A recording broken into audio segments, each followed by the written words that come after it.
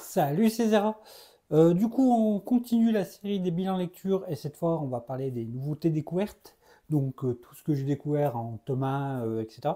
Je vais faire comme l'ancienne vidéo, donc pareil, faire un synopsis et faire une petite note. C'est facile sur un tome 1 de donner une note, mais après, c'est qu'une note qui peut évoluer sur un tome 1, parce que la série continue.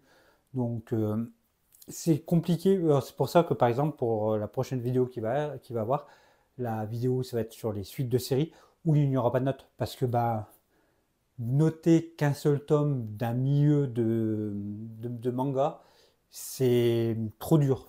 C'est trop dur déjà de dire, voilà, c'était un bon tome, c'était un mauvais tome, ça tu peux le dire, mais vu que c'est dans une action souvent, ou c'est dans une histoire, etc., c'est trop compliqué. C'est trop compliqué pour dire, bah voilà, ce tome, il vaut 17, mais le manga, il vaut 5, par exemple. Ça, c'est... Voilà. Donc, c'est noter le début. Ça, c'est facile. On va se noter le début.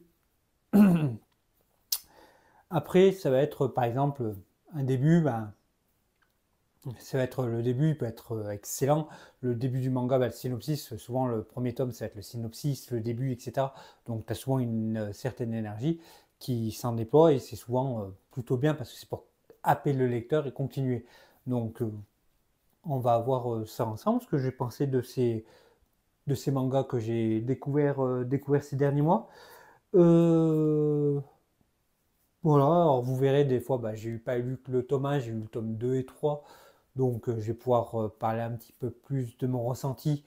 Mais pour la note, il n'y aura pas de grosse note parce que je veux dire, globalement ça vaut ça et encore, je suis même pas sûr.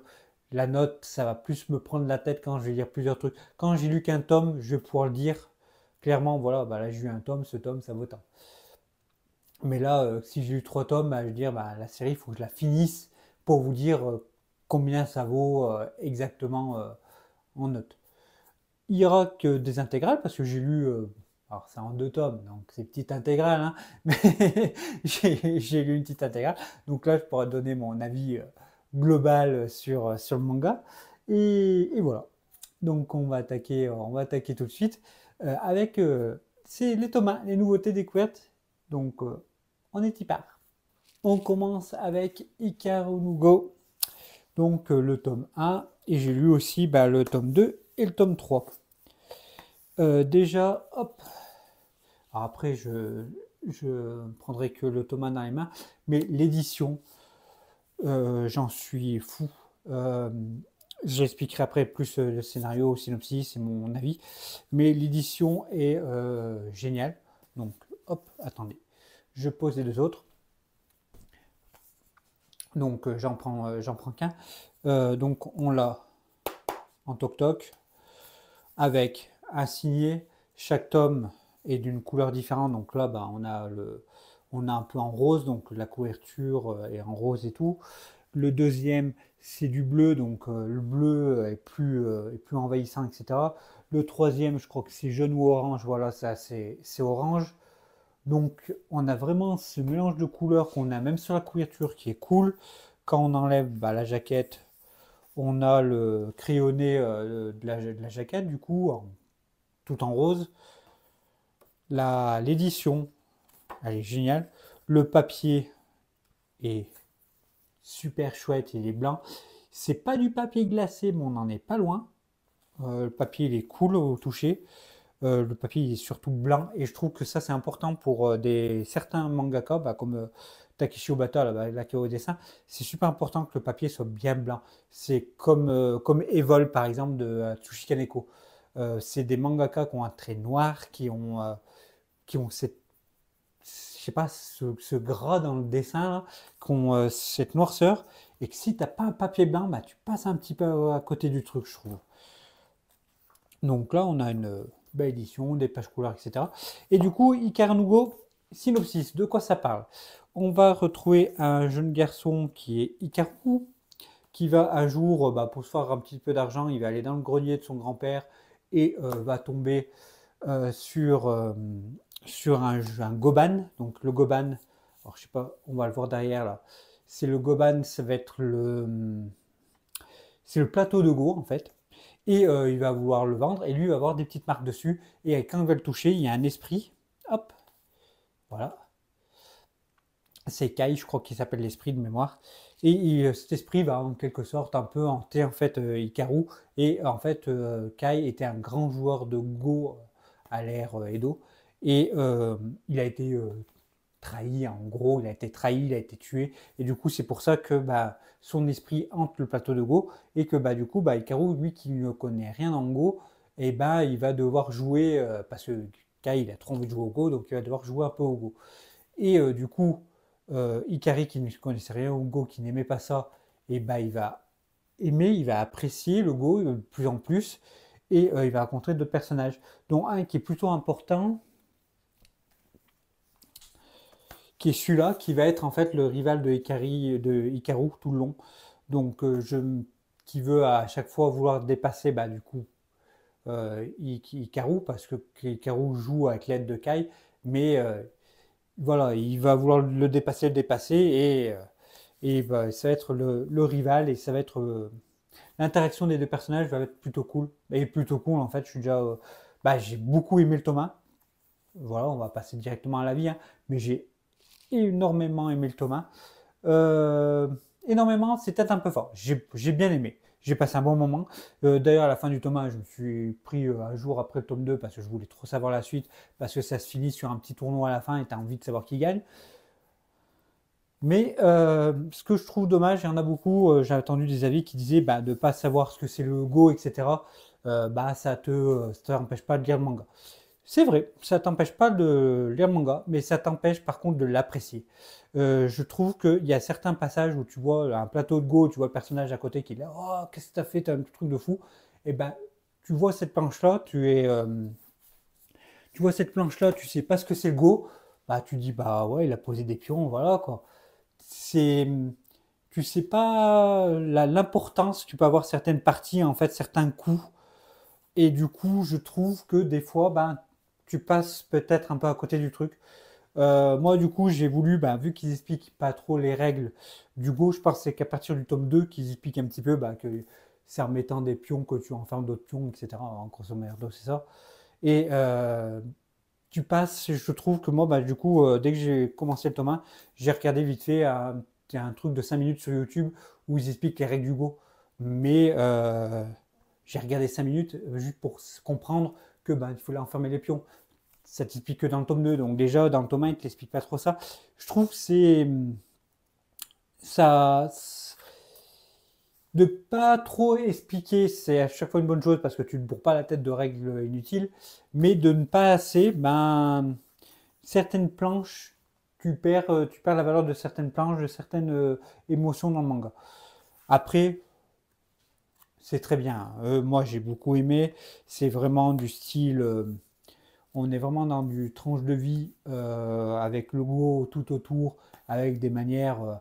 Bah, ça va être comme Foot Wars, de manière très expressive, de montrer certaines réactions, alors que bah, pas juste un pion. Hein. C'est comme Yu-Gi-Oh! Avec les cartes. Voilà, c'est ce côté très adolescent qui est un peu rigolo.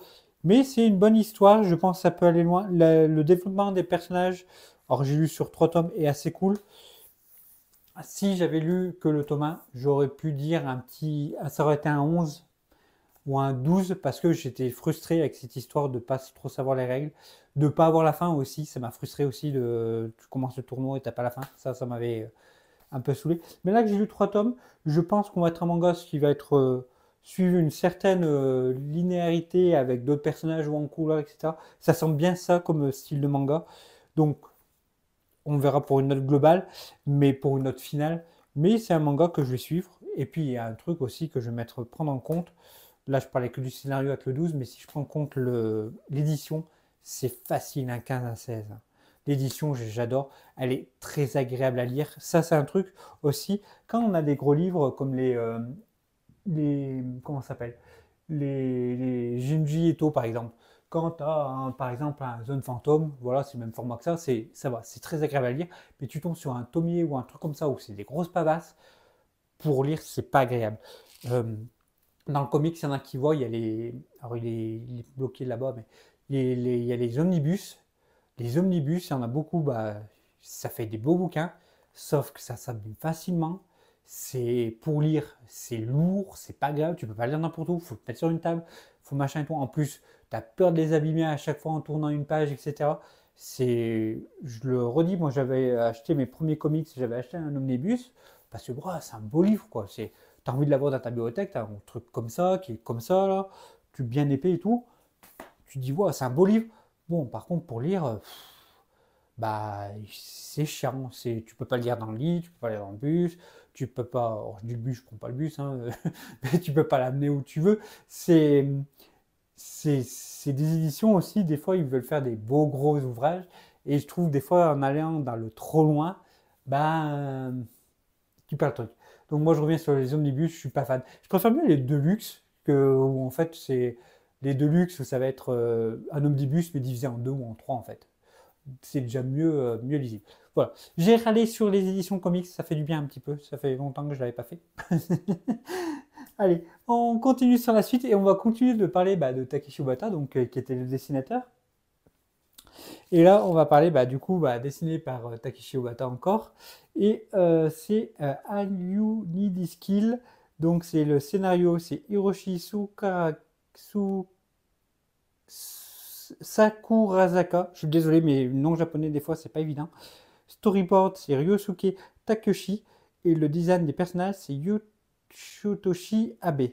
Beaucoup de monde qui ont travaillé dessus parce qu'en fait, à la base, c'est un manga qui est tiré d'un roman. Et le roman, après, a été tiré d'un film. Qui est Edge of Tomorrow avec Brad Pitt, je crois, si je dis pas de bêtises. Attendez, je crois qu'ils en parlent peut-être à la fin, je sais plus. Peut-être à la fin du 2.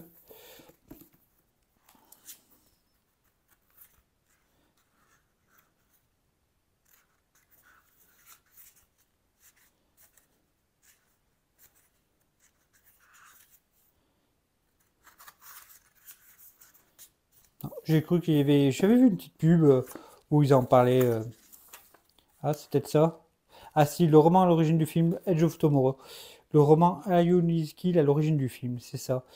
Donc, voilà, il y avait ça, il y avait ce petit prospectus dedans. C'est là où j'avais vu où il y avait le roman, qui était d'ailleurs édité chez Kazé d'ailleurs. Donc, je pense que le manga avait peut-être un petit peu marché. Après, le manga, donc, si vous connaissez pas le film, ni le roman, ou ni le manga, de quoi parle All You Need Is Kill. C'est un manga où en fait on va voir une guerre entre des aliens, on ne sait pas trop si c'est des aliens ou pas, mais une race qui a débarqué sur la Terre, qui est peut-être sortie du sol ou qui vient de l'espace, on ne sait pas trop, mais il y a une race alien qui débarque et qui dévore tout, qui bousille tout, voilà, elle est vénère. Les extraterrestres sont super vénères et tu as du coup l'armée, l'armée de tous les pays, ils font oula, ça pue ça, on va faire une armée unifiée et on va être unis pour les combattre. Dedans, on va avoir qui s'appelle comment? Keiji. On va voir Keiji que lui, du coup, c'est un jeune japonais. Il va se retrouver au milieu du truc. Il a eu l'entraînement, etc. Et puis, devant une petite mission, ça va être de repousser un petit peu les extraterrestres tranquillement. Voilà, c'est pas une mission normalement un très haut risque, mais ça reste quand même la guerre, etc. Donc il y a quand même des risques. Et pendant cette mission, c'est beaucoup plus violent que ce qu'ils avaient prévu. Et Keiji va du coup se faire tuer par ce fameux alien, mais il va emporter aussi un alien aussi en même temps avec lui. Ce qui va se provoquer, dès qu'il va mourir, il va revivre la journée. C'est un peu comme Un jour sans fin. Si vous avez vu le film, voilà. Il meurt, il revit sa journée et ça va être ça tout long. Et en fait, il va vouloir acquérir des compétences, devenir meilleur, etc. Pour pouvoir défoncer ces extraterrestres et peut-être retrouver son cours, etc. Et du coup, en revenant à ses journées, il va rencontrer une jeune femme et tout, etc. Et il va avoir une histoire avec de maître à élève, etc. Donc je laisse à découvrir pour pas trop spoiler, vu que c'est quand même qu'en 2 tomes. Bon manga, le dessin donc est cool. Je connaissais déjà un petit peu l'histoire parce que j'avais déjà vu le film, donc pas surpris. Mais si vous connaissez pas, si vous voulez plus découvrir le manga que le film, franchement, allez-y, c'est plutôt sympa. Surtout que la fin n'est pas du tout la même que le film, donc j'ai bien aimé ça. D'ailleurs, ça me donne envie de revoir le film, donc c'était cool. Le dessin, bah voilà, hein. Le dessin, c'est du Obata, c'est toujours bien dessiné, hein, c'est comme Mikaro no Go avant, c'est toujours bien sympathique. Et voilà. Donc voilà, par contre, vu que c'est un intégral que j'ai lu, bah, j'ai eu 2 tomes, je vais pouvoir noter de l'avoir assez. J'ai passé un très bon moment, c'est un 15, c'est un bon 15. C'est vraiment, bon bah l'édition, c'est l'édition AKZ, c'est classique, hein, de toute façon, mais très cool. C'est dommage qu'ils ne proposent pas, ça serait sympa d'avoir une édition, une intégrale, c'est un peu plus grand format, etc. Surtout vu que c'est du Obata, c'est un mangaka qui est quand même assez apprécié par rapport, bah, par exemple, à Death Note, mais aussi il a fait Bakuman, il a fait Platinum End. Moi, je sais que j'en ai beaucoup de lui, pas beaucoup, mais j'en ai quelques-uns de lui. Donc, c'est un mangaka que j'apprécie beaucoup aussi. Donc, bah, quoi que maintenant, j'ai Death Note, j'ai Platinum End, bah, Nudeski et Karunugo, ouais, j'en ai 4 de lui. Sachant qu'avant, j'avais les Bakuman, mais vu que j'aime pas trop aimé Bakuman, je les ai revendus. Et encore, je les ai revendus, mais j'avais 15 ans. Donc, si maintenant que j'ai le double, je pense que je devrais peut-être mieux apprécier l'œuvre, mais voilà. Donc c'est une meilleure édition, ça c'est cool, mais c'est un bon manga, passe un bon moment. On continue. Allez, on va un petit coup de cœur. Là, j'ai eu un petit coup de cœur pour ce manga chez She Was Not a Guy de Sumiko Arai chez Mangetsu. On va suivre Aya. Donc Aya, c'est elle, c'est la lycéenne populaire du lycée où elle est, elle est sur la mode, etc. Et un jour, elle va rentrer chez un disquaire et elle va rencontrer bah, ce jeune homme et elle va en être amoureuse, elle va avoir le petit crush bah, sur ce disquaire. Et ce disquaire, en fait, c'est une de ses camarades de classe qui s'appelle Mitsuki et elle, bah, elle va plus en plus quand la relation va plus en plus. Désolé, j'ai regardé dehors parce qu'il y a quelqu'un qui le regarde. Et du coup, c'est perturbant. Et du coup, il y a Mitsuki qui plus en plus bah, va se cacher son identité parce qu'elle va plus en plus tomber aussi amoureuse de Aya. Donc, c'est une romance entre 2 femmes, mais sans savoir que l'autre est une femme en fait. Et ça va aller mollo, c'est une romance entre lycéennes. Et ce côté un petit peu caché est cool. Le dessin, la DA, la direction artistique, tout en vert, etc. est génial. L'édition, moi j'ai trouvé trop beau. On va être sur du disquaire, des choses comme ça. Donc ça va être, on va parler beaucoup de rock. Si moi je sais que j'avais mis des playlists de rock quand je l'ai lu et c'était très cool. Et c'est vrai que bah, cet amour un peu improbable et tout est super cool et c'est très peaceful, très comment on peut dire très tranquille, c'est super sympa, c'est très très chou. Ça va pas être trop prise de tête, etc. Donc voir comment ça va évoluer en les autres tomes. Mais moi déjà le premier tome j'ai beaucoup aimé. Et je sais que le tome 2 va bientôt sortir là, donc je suis bien content. C'est la chouchoute qui voulait essayer, qui a adoré aussi. Donc et elle m'a dit, il faut absolument que tu lises. Et c'est vrai que bah, moi, cette direction artistique avec le vert et tout, j'ai beaucoup aimé. Donc voilà. La petite note, on va partir. Et ben pour moi, ça a été ouais, voir la suite, comment ça se développe, parce que les romances comme ça, souvent, soit ça peut être super bien, bah, comme le magasin du vendeur des vélos, ça peut être une romance qui peut être super bien, ou alors, bah, vu que c'est entre des scènes et tout, j'ai peur que ça devienne gnangnan en fait. Mais là, pour un premier tome, moi, c'est un bon 17. Ça frôle le 18, mais vu que c'est qu'un tome, c'est le bon 17. Mais ouais, bon, j'ai passé un bon moment, j'ai adoré l'histoire. Franchement, pour moi, c'était un petit coup de cœur. Hop.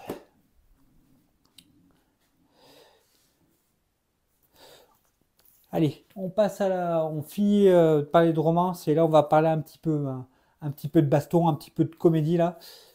Faut que ça saigne un peu. J'ai lu le tome 1, 2 et 3 de Kindergarten Wars de Yoshiba chez Kiyun. Kindergarten Wars, c'est une école primaire en fait. Euh, c'est une école primaire où en fait les professeurs sont tenus par sont des tueurs à gages, des gens qui auraient dû faire de la prison, il y a des voleurs, etc. Et en fait, si pendant un an ils ne meurent pas en protégeant les enfants, ben ils seront en fait libérés, ils auront une remise de peine. Pourquoi pendant un an protéger des enfants alors que ça devrait être très facile? En fait, c'est des enfants qui viennent de milieux en fait de gens très riches, d'acteurs, même sûrement peut-être pourquoi pas un petit peu de pègres.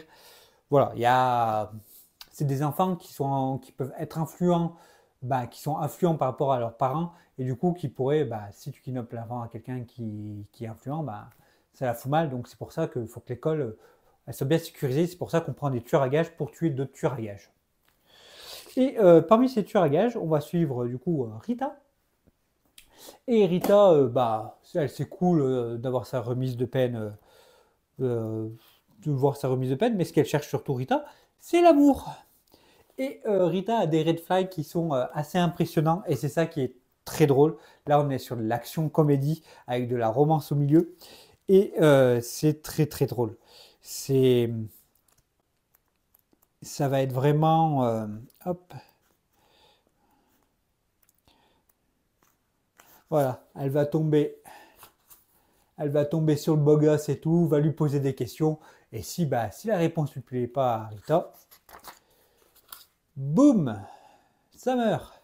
Et les dessins avec les yeux de Rita complètement vides, en train de flinguer un mec avec plein de sang et tout, il y a plusieurs fois ça, mais c'est des barres, c'est très très rigolo. C'est de la comédie bien, on va dire, c'est bien un peu gore, mais sans trop aller dans le gore. En fait, c'est un peu sanglant pour faire rire parce qu'il y a du sang à excès, bah, que c'est pas possible, etc. Donc non, c'est très drôle. La chouchoute qui est pas normalement super fan de ça a beaucoup aimé. D'ailleurs, elle avait le tome 2 dans les mains quand je l'ai pris pour faire la vidéo. Elle est en train de dire, elle est en train de dire le tome 2. Et non, c'est une série qui est très très cool, qui est très sympa que bah, franchement que je recommande aussi. Si vous voulez juste passer un petit moment drôle, que je vous recommande. C'est dans le style un petit peu de Spy Family. Si vous aimez un peu ce style un petit peu marrant, très comédie, c'est un petit peu dans ce genre. Mais passez un bon moment, c'était bien cool.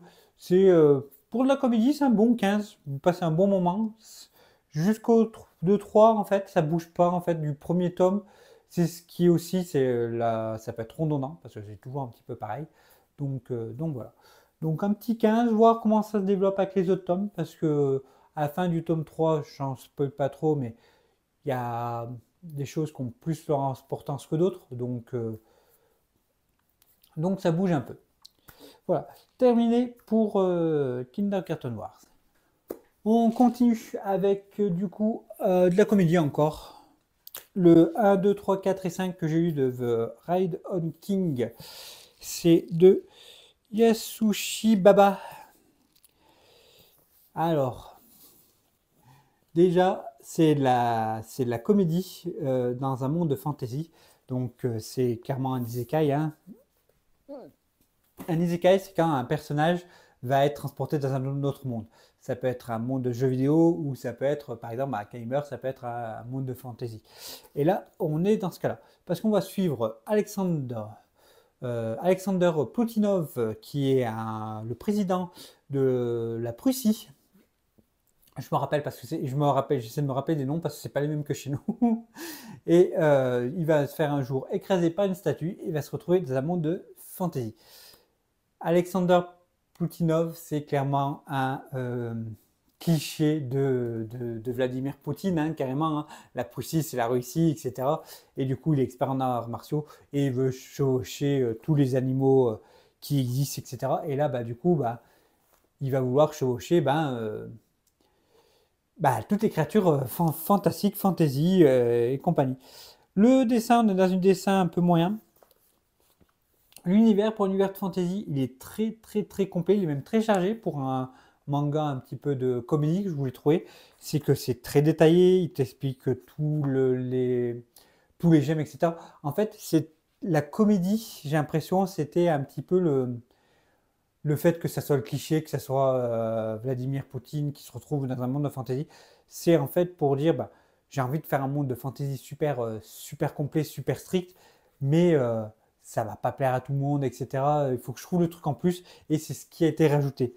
Parce que bah, des moments drôles dans le manga, t'en as un peu, mais t'en as pas énormément. C'est vraiment de la fantasy où c'est vraiment de la fantaisie avec quelqu'un de pété. Même le fait que le mec s'appelle Vladimir, bah, c'est Vladimir, non, c'est Poutinov. Euh, c'est pas, c'est pas toujours super bien utilisé, j'ai trouvé. Par contre, voilà, tu tapes quand même quelques barres. Tu as des passages plutôt drôles. Ça reste du manga un peu what the fuck. Tu as des fois quand même le monde qui est très complet. Ça peut être un petit peu lourd. Mais voilà, j'ai quand même enchaîné les 4 tomes et ça a été, hein, j'ai pas passé un mauvais moment. Mais ça a été plutôt sympathique. Mais ça reste la fantaisie, voilà. C'était pas nul. C'était loin d'être nul. Mais c'était pas non plus la fantaisie exceptionnelle comme on pourrait retrouver chez d'autres mangas. Donc la petite note que je lui donnerais, moi, c'est un 12. Tu rigoles un peu, c'est un monde de fantasy et tout. Le dessin, c'est de la moyenne. Bon, bah, après, pareil, l'édition, j'en avais pas parlé, mais c'est moyen manga, hein. Donc voilà. Un petit 12, c'était très rigolo, j'ai passé un bon moment. Et on va parler d'autre chose. On va parler de Search and Destroy, donc de Atsushi Kaneko. Et c'est d'après l'œuvre de Dorodoro d'Osamu Tezuka, et c'est chez Delcourt Tonkam. Alors déjà, Atsushi Kaneko, c'est le manga qui fait, bah, je sais pas si vous verrez, mais qui est là-haut, c'est de Evol. Il a un côté, un trait très comics. On va parler de dessin d'abord. Très noir, très comics. Parce que je voulais parler de ça, parce que bah, alors je l'ai acheté d'occasion.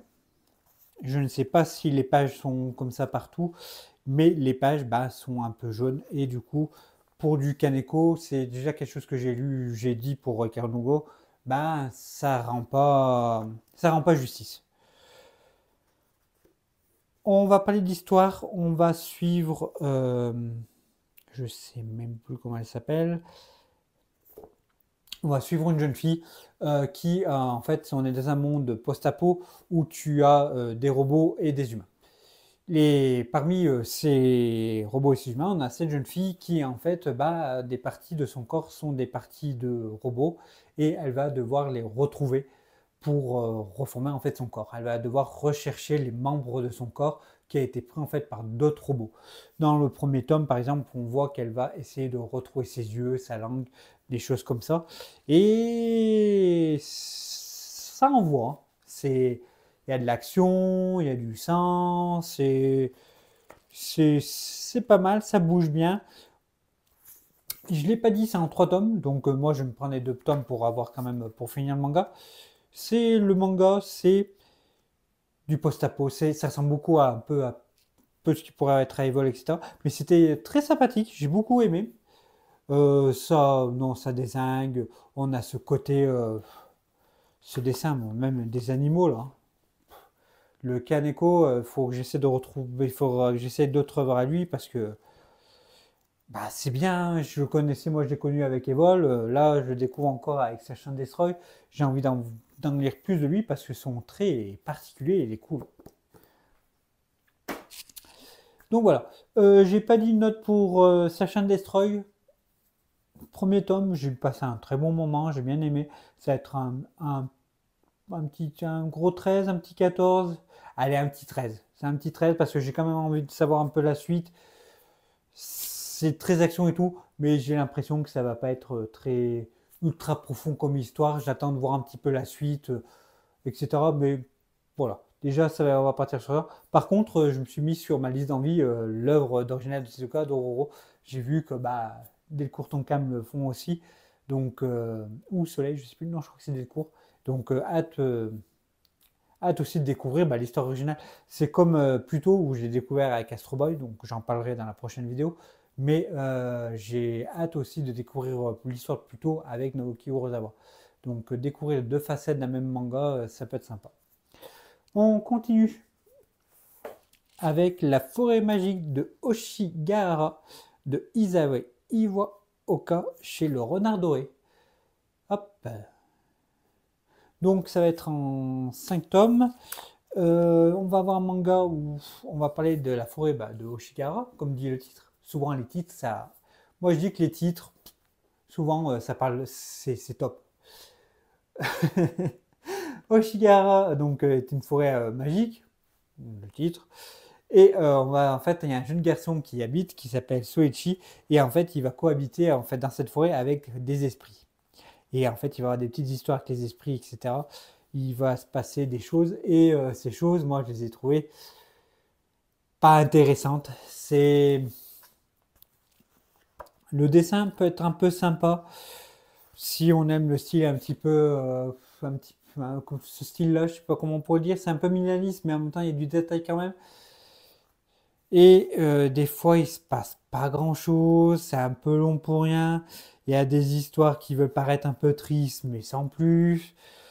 C'est Moi, ça m'a laissé un peu de marbre. Je ne pense pas que si, alors c'est un chouchoute qui l'avait pris, elle l'a pas encore lu, mais je pense que si la chouchoute n'aime pas non plus, c'est un titre qui va partir.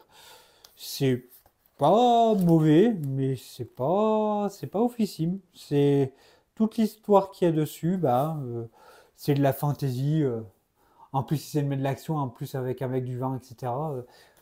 Non, je trouve que c'est mal exécuté, que c'est pas le scénario, il est pas super ouf en fait, qu'il pourrait avoir mieux. En fait, s'ils étaient plus partis sur le thème tranche de vie, sans qu'il y a tout le temps un petit peu d'action et tout pour que ça attire en fait un enfant, ça aurait été un peu mieux. Parce que, par exemple, il va avoir un esprit qui va rentrer dans la maison, mais il va dégonfler les portes, mais les portes c'est des esprits, donc il y en a un qui va t'emporter, mais vu que c'est une porte, il peut pas bouger. C'est long pour pas grand chose en fait. Donc voilà, donc moi je n'ai pas trop aimé ce titre. Le dessin, le dessin et l'édition est quand même pas trop mal, franchement, faut le dire. Le scénario, voilà, c'est vu, revu, et c'est pas hyper intéressant ce qui est raconté. Donc pour moi c'est un 7. C'est... Si la chouchoute aime bien, prendrait le tome 2, j'essaierai de relire le tome 1 et 2 pour me refaire un avis, mais voilà, c'est histoire de ne pas mourir bête, mais pour retenter. Mais moi, ça a été un petit flop. Par contre, un coup de cœur, chez la même collection, hein, du coup la collection du Renard Doré chez Rue des Sèvres, le tome 1 et le tome 2 de Pumpkin Box, donc Petit Requin. Moi, j'ai adoré. C'est pour enfants, hein, c'est en fait, on va voir l'histoire d'un petit requin qui va passer ses jours dans la petite ville de 8 poissons. Oula, j'ai ma voix, elle est partie. La ville de 8 poissons. Et du coup, hop, on va voir en fait des petites histoires. Donc, de petits requins avec des personnes de la ville qui va avoir des petites histoires, etc. Et c'était super sympa. Il y a très peu de texte qu'on peut voir. Donc, si vous avez des enfants qui sont un peu petits, vous pouvez leur mettre ce tome entre les mains, hein. Il y a vraiment très peu de texte, c'est très mignon. Les messages sont assez cool, même s'ils sont pas hyper profonds, il faut le dire quand même. Mais à chaque fois que je lisais un chapitre, je sais que j'ai lu il n'y a pas très longtemps, il y a même pas une semaine, le tome 2, je le faisais à chaque fois. C'est trop chou. Et c'est vrai que c'est super chou et c'est super sympa. C'est. Voilà. On a des jolies planches, si je les retrouve. Hop. Parce qu'après, je vous montre aussi le tome 2. Il y a des jolies planches aussi dans le tome 2. Ce côté en fait aquarelle, j'aime beaucoup. C'est très, très sympathique. Hop, et le tome 2. Et pareil, donc même le tome 2, hein, tout en couleur, au lieu que ça soit orange ou jaune le tour, là c'est bleu. Et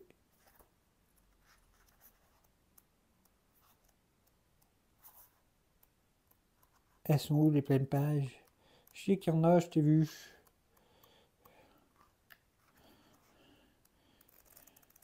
qu'il y a des pleines pages. Voilà, hop. Donc voilà, on a des jolies pleines pages, etc. Et pour moi, ça a été, c'est un 19. Alors, le scénario, c'est pour enfants, etc.